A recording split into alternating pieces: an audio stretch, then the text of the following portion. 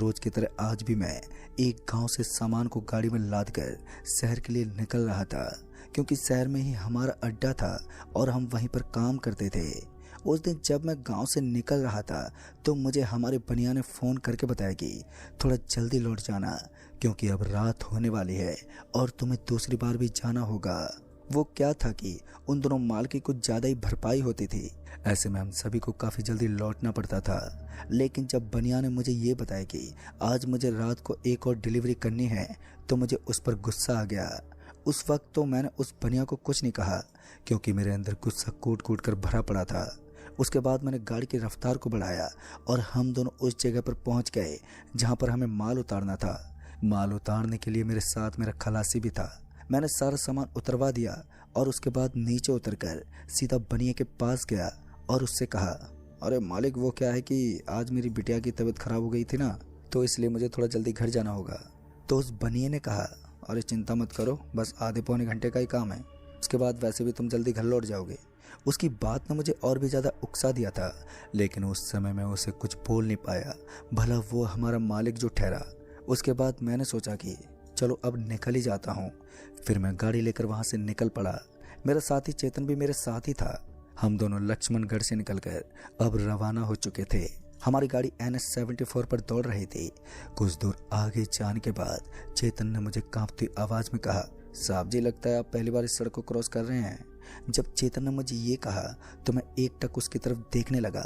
फिर उसने एक बार फिर कांपती जुबान में कहा, शायद आपको पता नहीं है यहाँ पर क्या होता है। फिर एक बार मैं एक सेकंड के लिए चेतन को देखने लगा। उसके बाद मैंने मुस्कुराते हुए कहा, अरे भाई, यहाँ कौन सा हमारा मर्डर कर देंगे जो तू इतना ज़्यादा घबरा रहा है।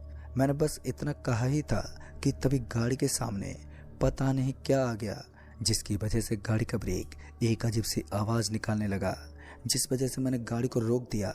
उसके बाद जैसे गाड़ी रुकी तो मैंने देखा कि गाड़ी के नीचे कुछ आ गया था और फिर हम दोनों उससे करीबन 40 से 50 मीटर दूर आ गए थे।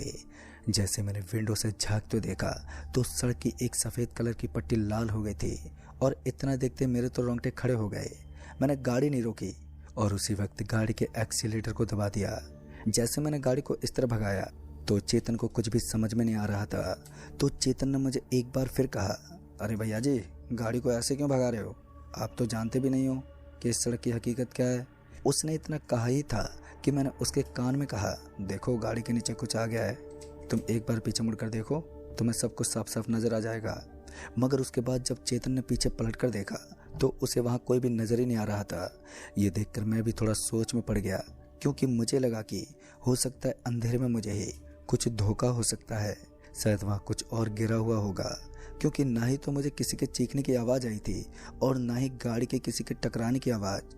इतना बोलकर मैंने गाड़ी की स्पीड को थोड़ा हल्का किया और तभी हमारी गाड़ी के करीब से एक दूसरी गाड़ी बहुत ही ज़्यादा रफ्तार से गुजर गई। मैं उस गाड़ी को देखता रह गया। चेतन ने कहा, भैया ये भी तो एक पिकअप ही है, फिर इसकी स्पीड इतनी ज़्यादा कैसे है? ये बात तो मेरे दिमाग में भी नहीं घुस रही थी कि एक पिकअप की स्पीड भला इतनी कैसे हो सकती है, क्योंकि जिस स्पीड से वो पिकअप हमारे पास से गुजरी थी सच में वो हैरत कर देने वाली थी। लेकिन जब भागते इस पिकअप पर मेरी नज़र पड़ी तो मैंने उसके नंबर प्लेट को देखा तो सच में मेरे रोंगटे खड़े हो गए, क्योंकि उस पिकअप के नंबर की प्लेट तो बिल्कुल हमारी पिकअप से मिलती जुलती थी और ऐसा होना नामुमकिन था कि एक गाड़ी की 2 नंबर प्लेट हो। फिर उसके बाद मैंने अपनी गाड़ी की स्पीड को बढ़ाया, क्योंकि मैं देखना चाहता था कि जो सच में मैंने देखा है वो हकीकत है। इसी बीच हम उस गांव के एकदम करीब पहुंच गए। उसके बाद जैसे हम उस गांव के एकदम करीब पहुंचे तो हमने देखा कि वहां पर वो लोग पहले से तैयार खड़े थे जिनसे हमें काम था, यानी कि अनाज लेकर जाना था, और उनका घर भी बस स्टैंड के एकदम करीब ही था, तो हमें सामान ले जाने में उतनी ज़्यादा दिक्कत नहीं थी। उसके तुरंत ही बाद चेतन गाड़ी से नीचे उतरा और सामान को टटोलने लगा। जब उसने अनाज को ठीक से देखा तो भाव-ताव किया गया और सारा काम हो जाने के बाद हमने मालिक से बात की और उन्हें पैसे दे दिए। फिर हम वहाँ से वापस निकल पड़े, क्योंकि उस वक्त काफ़ी ज़्यादा अंधेरा हो गया था, तो अब गाड़ी चलाने में भी दिक्कत होने वाली थी। चेतन भी अच्छी खासी तरह से गाड़ी को ड्राइव करना जानता था और ऊपर से पूरे दिन गाड़ी चलाने की वजह से मेरा तो सर दर्द करने लगा था। इसलिए मैंने चेतन को गाड़ी चलाने का इशारा किया। फिर चेतन भी काफ़ी सरलता से मान गया। उसके बाद क्या था, मैंने भी अब आराम करना ही ठीक समझा। चेतन गाड़ी चला रहा था और मैं उसके बगल वाली सीट पर बैठकर आराम कर रहा था। चेतन को गाड़ी अच्छे से ड्राइव तो करनी आती थी, लेकिन चेतन एक नया ड्राइवर था तो उसका मन कभी भी बहल जाता था और वो दूसरी गाड़ी को देखकर होड़ लगाने में जुट जाता। लेकिन इस समय गाड़ी पूरी सामान से भरी हुई थी, तो मैंने चेतन को पहले भी मना किया था कि चाहे कुछ भी हो जाए हमें गाड़ी को भगाना नहीं है, और गलती से अगर गाड़ी को भगा दिया तो फिर सामान उलट पुलट हो जाएगा। ऊपर से हमें इस चीज़ का भी डर था कि कहीं गाड़ी ना पलट जाए, क्योंकि गाड़ी में आज सामान को ज़्यादा ही रख दिया था और उस सड़क के बगल में एक गहरी खाई थी। तो हमें इस चीज़ का भी डर सता रहा था कि कहीं हमारी गाड़ी का टायर फिसल ना जाए और हम गाड़ी समेत उस खाई के अंदर न गिर जाए।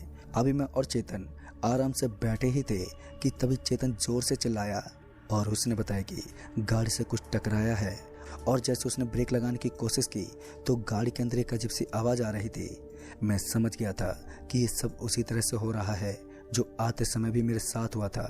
फिर मैंने चेतन को कहा, तो एक काम कर, गाड़ी को साइड में लगा, अब देखते हैं कि यहाँ पर हो क्या रहा है। लेकिन चेतन ने गाड़ी को साइड में लगाने से मना कर दिया, क्योंकि वो इतनी रात को हाईवे पर रुकने को तैयार नहीं था।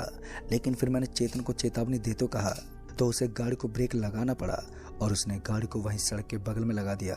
उसी वक्त मैं गाड़ी से नीचे उतरा तो मैंने देखा कि गाड़ी के पीछे की ओर मुझे एक लाल धब्बा नजर आ रहा था जो थोड़ी सी दूरी पर था। मैंने चेतन को बुलाया और हम दोनों उसी ओर चल पड़े। अभी मैं और चेतन पैदल पैदल चल ही रहे थे कि तभी चेतन ने कहा, भैया वहाँ हमें नहीं जाना चाहिए, क्या पता कौन सी बला हो। लेकिन मैं कहाँ उनकी बातों को मानने वाला था। फिर हम दोनों उसके पास पहुँचे तो मैंने देखा कि सच में मुझे वहाँ कोई नज़र आ रहा था जो सड़क के बीच में पड़ा था और उसके सर के अंदर से काफ़ी ज़्यादा खून निकल रहा था। फिर मैं उसके एकदम पास पहुँचा तो मैंने देखा कि अब उसकी सांसें थम चुकी थी। उसका पूरा का पूरा शरीर ठंडा हो गया था और मैं जानता था कि अब साला उल्टा केस ठुकने वाला है। उसी वक्त मैंने चेतन को हाथ लगाया और उसे वहाँ से भागने को कहा। इससे पहले कि हम दोनों वहाँ से भाग पाते कि वो मरी हुई डेड बॉडी अचानक एक भारी आवाज़ में बोल पड़ी, तुम दोनों ने गलत रास्ता चुना है। अगर तुम लोग मुझे यहाँ से हॉस्पिटल ले जाते तो मैं तुम्हें माफ़ कर देता, लेकिन अब तो मैं क़यामत दिखाऊंगा, तुम दोनों की मौत तय है। उस आदमी की इतनी बात सुनते ही मेरे तो हाथ पैर कांपने लगे। उसके बाद जैसे मैंने पीछे की तरफ देखा तो वो डेड बॉडी अब अपनी आंखें खोलकर साफ साफ बोल रहे थे। ये सब देखकर तो मेरे होश ही उड़ गए। तभी वो डेड बॉडी बिना धरती को हाथ लगाए अचानक ही किसी खंभे की तरह हवा में खड़ी हो गई और ये देखकर मैं और भी ज़्यादा घबरा गया। मैं एक कदम पीछे सरक गया।